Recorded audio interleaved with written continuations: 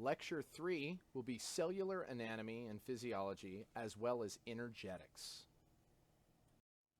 First, we're going to talk about what is a cell and some of cell theory.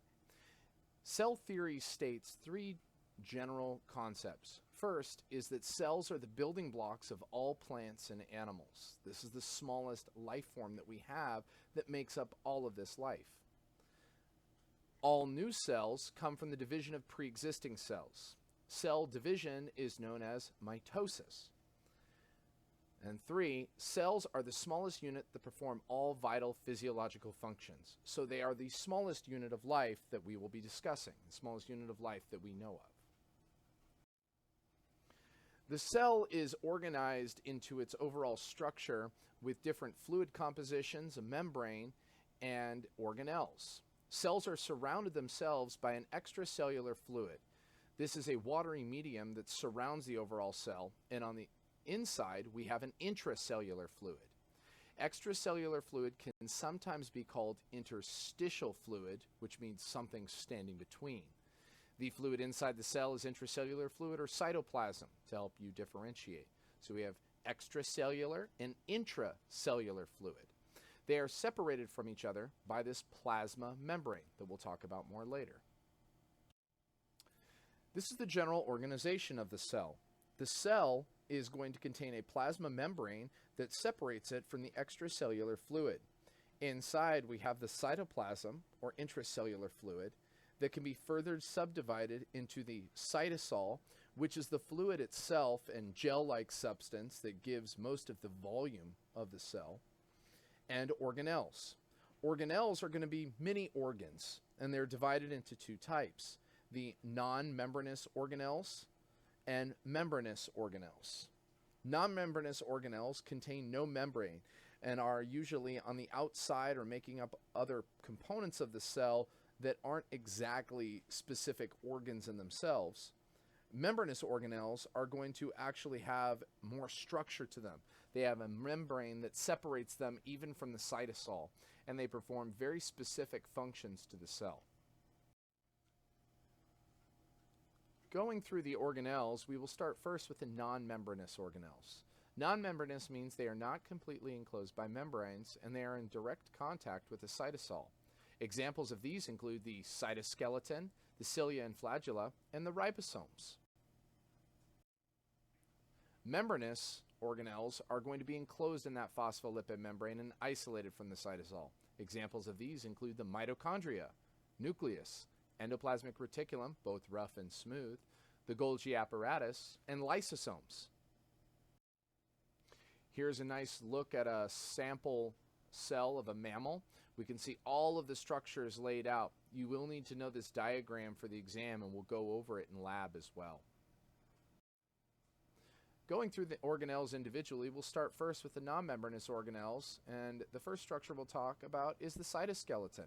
The cytoskeleton are protein fibers that are organized into fine filaments or tubes, and they're designed to strengthen and support the cell. They give it body. A cytoskeleton is literally the skeleton of the cell. Other non-membranous organelles are the ribosomes and cilia and flagella. Ribosomes are going to be small little dots that we see moving throughout the cell, and these are going to have an overall structure that builds RNA and proteins. So these are little protein-making compounds, and they are involved in the synthesis of proteins. They have fixed variety that are going to be attached to the rough endoplasmic reticulum, and the free variety that are scattered throughout the cytoplasm. Synthesizing proteins is always the creation of proteins and the coding of a lot of genetic material in the body. The cilia and flagella are effectively extensions on the cell. And cilia are going to be found throughout a lot of the different cells that we discuss, and they're involved in cell motility and protection. So they help to move things along the surface of the cell or move the cell itself. In the cases of the flagella is only found on the male human sperm. Moving into the membranous organelles, we'll start talking first about the nucleus. The nucleus is a fluid nucleoplasm containing enzymes, proteins, and DNA, and is surrounded by a double membrane called the nuclear envelope. The function of the nucleus is to control the metabolism and protein synthesis. It stores and processes genetic information. What this means is that the nucleus is truly the center of the cell. It issues all the major commands. That's what the DNA actually does, and it can program the cell in different ways by synthesizing new protein and control the different chemical processes of the cell. So it is the control center for the cell. The mitochondria is going to be a double membrane organelle that is involved in the creation of ATP. And as we always remember from our high school biology class, the mitochondria is the powerhouse of the cell. It manufactures 95% of cellular ATP, with oxygen and glucose being involved in this process. The endoplasmic reticulum comes in two types. In general, it is a network of membranous sheets and channels, and it synthesizes different secretory products as well as storing and transporting these within the cell. The smooth and rough are each going to be involved in the synthesis of different products. The smooth endoplasmic reticulum is going to be involved in the synthesis of lipids and carbs. It has no attached ribosomes, so it has a very smooth appearance. The rough endoplasmic reticulum is going to be studded with ribosomes all over it, and it modifies and packages newly synthesized proteins. A good way to help remember this is if you eat too many fats and carbs, you will be smooth. If you eat a lot of protein, you will have a more rough and rugged exterior. Continuing with the last of the membranous organelles, we have the Golgi apparatus. The Golgi apparatus is a stack of flattened membranes containing chambers, and it takes different products that are made from the endoplasmic reticulums, stores and modifies these products, as well as packaging them to move throughout the cell. So it's going to be a major factory that transports a lot of these.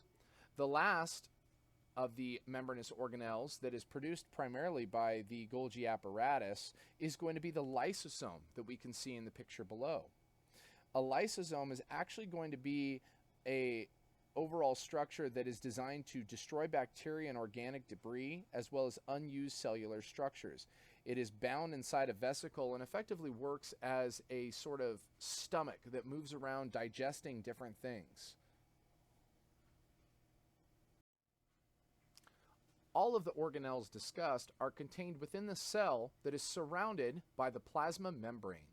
The plasma membrane serves four main functions. First is physical isolation, then is regulation of exchange with external environment, sensitivity to the environment, and structural support. Here we can see a sample of how all of these are maintained. What we can see with the green arrows is that the cell will allow some things to enter and some things to leave, thereby regulating permeability and communicating and exchanging with the outside environment. On the red arrows, we can see that it keeps things separate and maintains a difference between them, having a physical isolation between them. The blue, as it states, the next arrows, recognize stuff in the world and respond to it. So this is the sensitivity from it. And finally, it provides a general structural support, as we can see, maintaining a shape to the cell. The plasma membrane is composed of a phospholipid bilayer. This is a phosphate head with a lipid tail. This means that the head is hydrophilic, whereas the tail is hydrophobic. This separation and general construction allows the cell membrane to make sure that liquid stays out. The outside liquid stays out and the inside liquid stays in, with the cell membrane separating them. This is the common overall layout of the phospholipid bilayer that we have now, called the fluid mosaic model, based on the work by Singer and Nicholson. Here we can see the phospholipid bilayer in a full three-dimensional model, as it contains many other substances within it, including different proteins, carbohydrate chains, and glycoproteins. The cell membrane composition is first and foremost the lipids of phospholipids as well as cholesterol, forming the separation between the external and internal environment. Phospholipids have the hydrophilic head and the hydrophobic tail. So the tails are going to be fat-based, whereas the philic head is going to be phosphate-based. Cholesterol is going to be both hydrophobic and hydrophilic ends. They are interdigitated between the phospholipids, and the cholesterol ensures that the membrane isn't too fluid at body temperature. It gives it some solid structure. It makes the membrane less soluble to small molecules as well, and makes it a more effective barrier between the ICF and the ECF.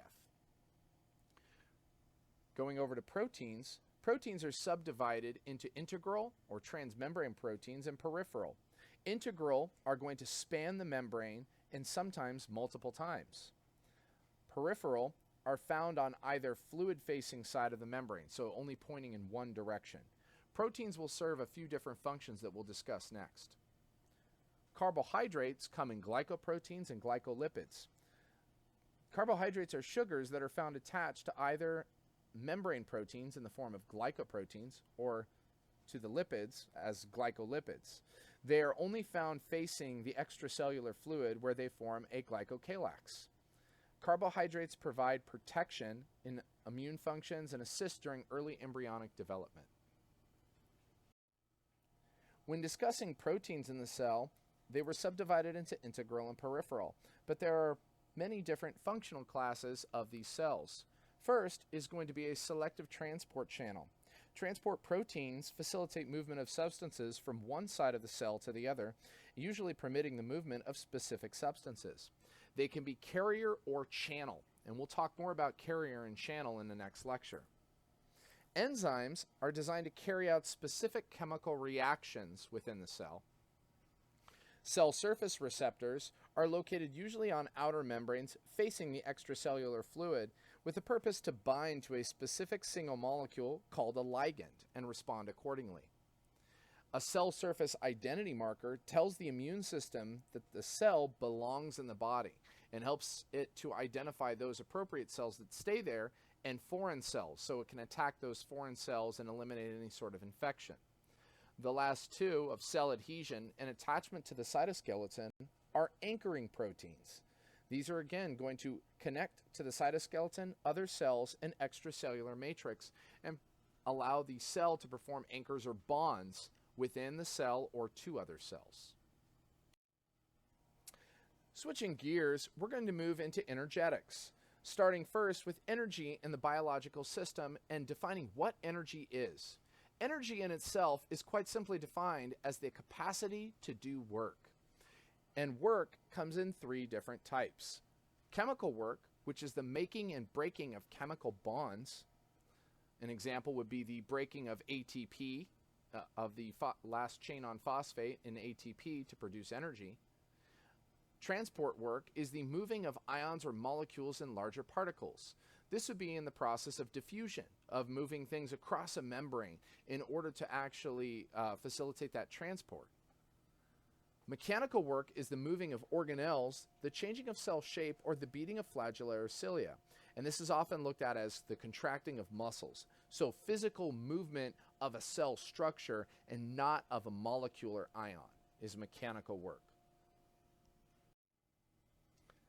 Energy comes in two forms, potential or kinetic. Now, all forms of energy fall under these categories, and they can convert from one to the other. Potential energy is going to be the stored energy or the energy of position. This is gravitational in nature. An example of this in the body is chemical bonds or gradients. Kinetic energy is the energy of motion, the motion of waves, electrons, atoms, and molecules. This is any sort of transport or contraction in the case of cellular division as well. Potential and kinetic energy can always transfer back and forth from one to the other. When explaining the difference between potential and kinetic energy, we'll use the example of a ball rolling up the hill. We need to use kinetic energy and perform work in order to actually push the ball up a ramp. The kinetic energy of the movement up the ramp is being stored in the potential energy of the ball's position. Now, the ball at the top of this ramp is sitting at the top and has potential energy. It is the potential to do work. Once we apply a bit of kinetic energy to it, we can take that potential energy and transfer it to kinetic energy as it rolls down the hill. In both cases of kinetic energy being used, the energy transfer is not entirely efficient. Some energy is always lost in the form of heat, and that is primarily due to friction or items moving against each other. Now that we understand a little bit more about energy, we can use different substances in our body to actually make different reactions happen at a faster rate. These would be enzymes. In our body, energy is stored in the form of chemical bonds, and the conversion from potential energy to kinetic is generally accomplished through the actions of a special class of protein called enzymes. Most biological reactions are far too slow to permit life unassisted, and so they rely on enzymes to accomplish this. The primary function of enzymes is to speed up or catalyze reactions by reducing the energy required to start the reaction. Here we can see that our substrate is going to bind into the active site of the enzyme and create an enzyme substrate complex. That enzyme will then produce two products. Enzymes are very specific, and it works like a lock and key model.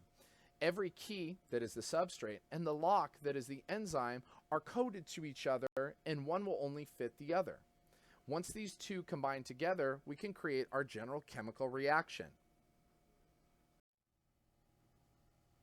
Again, the primary function of enzymes is to speed up the reaction by lowering activation energy. Here we can see the introduction of an enzyme lowers the activation energy, as seen on the right, for the reactant to make its given product. Remember that the enzyme is always used in this fashion to lower that activation energy. An example of this in the body is taking carbon dioxide and water together to make carbonic acid. Normally, this process produces 1 molecule of carbonic acid every 1.5 minutes. However, with the enzyme, in this case carbonic anhydrase, you can convert 1 million molecules every second. Just like many other proteins, enzymes can also be regulated. In fact, your body depends on the regulation of an enzyme activity to maintain homeostasis. Enzyme activity can be modified in several ways, including activation, inactivation, or modulation.